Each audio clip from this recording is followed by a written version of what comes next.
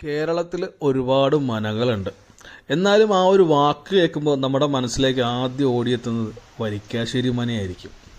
ഒരുപാട് മനകൾ നശിച്ചുപോയി, കുറേയൊക്കെ നശിച്ചുകൊണ്ടിരിക്കുന്നു. എന്നാൽ വരിക്കാശ്ശേരി പോലുള്ള ചില മനകൾ സർക്കാർ ഏറ്റെടുത്തതുകൊണ്ട് ടൂറിസം ഡിപ്പാർട്ട്മെൻറ്റ് നല്ല അടിപൊളിയായിട്ട് കൊണ്ടു നടക്കുന്നുണ്ട്. അങ്ങനെ ഡിപ്പാർട്ട്മെൻറ്റ് ഏറ്റെടുത്ത ഞങ്ങളുടെ നാട്ടിലുള്ള ഒരു മനയെക്കുറിച്ചാണ് ഞാൻ പറഞ്ഞു വരുന്നത്.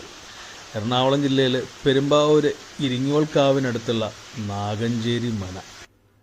ഒരുപാട് വലിയ മനയൊന്നുമല്ല, പക്ഷേ ഒരു സംഭവം തന്നെയാണ്. ഭയങ്കര മഴയുള്ളൊരു ദിവസമാണ് ഞങ്ങളവിടെ എത്തണത്.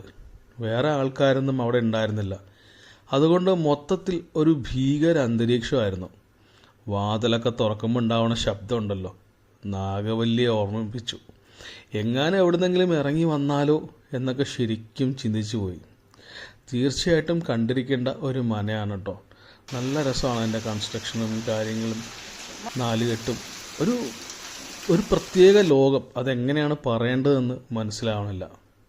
പിന്നെ ഈ മനയ്ക്കാണെങ്കിൽ അത്യാവശ്യം നല്ല പറമ്പുണ്ട്. ആ പറമ്പിൻ്റെ അറ്റത്തായിട്ട് ഒരു അടിപൊളി കുളമുണ്ട്. ആ കുളത്തിന് ചുറ്റും ഇരിക്കാനുള്ള സംവിധാനങ്ങളൊക്കെ ഒരുക്കിയിട്ടുണ്ട്. നല്ല ശാന്തമായ പ്രദേശമാണ്. സമാധാനം വേണ്ടവർക്കും മെഡിറ്റേറ്റ് ചെയ്യേണ്ടവർക്കൊക്കെ വന്നിരിക്കാൻ പറ്റിയൊരു സ്ഥലം. പിന്നെ മഴക്കാലത്ത് വരുമ്പോൾ കിട്ടുന്ന ഒരു ആംബിയൻസ് വേനൽക്കാലത്ത് വന്നാൽ കിട്ടുന്ന എനിക്ക് തോന്നണില്ല. ഈ മഴ എന്ന് പറയുന്നത് ഒരു വല്ലാത്തൊരു ഫീല് തന്നെയാണല്ലോ.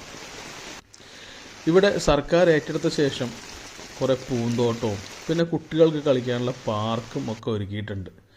20 രൂപയാണ് കേട്ടോ ഇങ്ങോട്ടുള്ള പ്രവേശന ഫീസ്. കുട്ടികൾക്കാണെങ്കിൽ 10 രൂപ കൊടുത്താൽ മതി. എന്തായാലും വളരെ നല്ലൊരു ലൊക്കേഷനാണ്. പെരുമ്പാവൂർ വരികയാണെങ്കിൽ, ഇരിങ്ങോൾക്കാവിലൊക്കെ വരികയാണെങ്കിൽ തീർച്ചയായിട്ടും ഇവിടെ ഒന്ന് സന്ദർശിക്കണം.